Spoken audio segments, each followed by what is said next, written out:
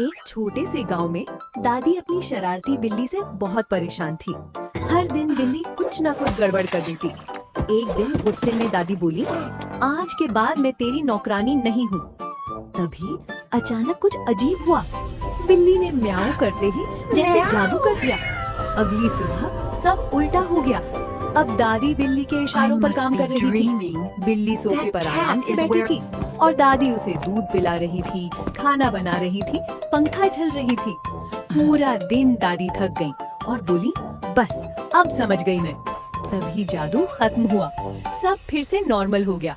दादी ने प्यार से बिल्ली को गोद में लिया और बोली, तू नौकर नहीं परिवार है। बिल्ली मुस्कुराई। अगर आपके साथ ऐसा हो जाए तो आप क्या करेंगे? एक छोटे से गांव में एक गुस्सैल दादी रहती थी और उनके साथ रहती थी एक बहुत ही चालाक बिल्ली।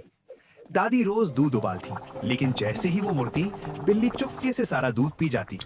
एक दिन दादी ने सोचा, आज तो पकड़ कर रहूंगी। उन्होंने रसोई में छुपकर जाल बिछाया।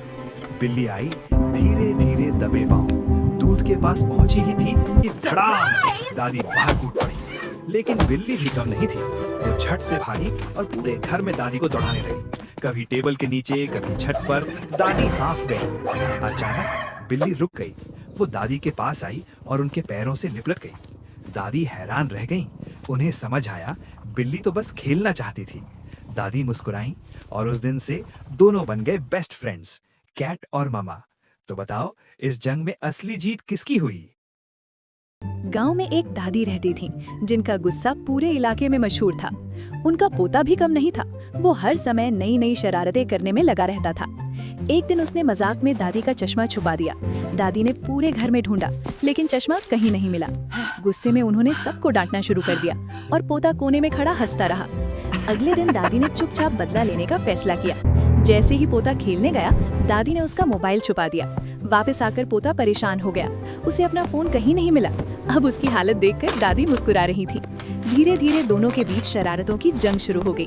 कभी चश्मा गायब, कभी चप्पल, तो कभी मिठाई। पूरा घर इनकी नोक-झोंक से गूंजने लगा। आखिरकार दोनों थक गए और एक दूसरे को देखकर हंस पड़े। दादी ने प्यार से कहा, शरारत में तुम जीत गए, लेकिन समझदारी में मैं आगे हूँ।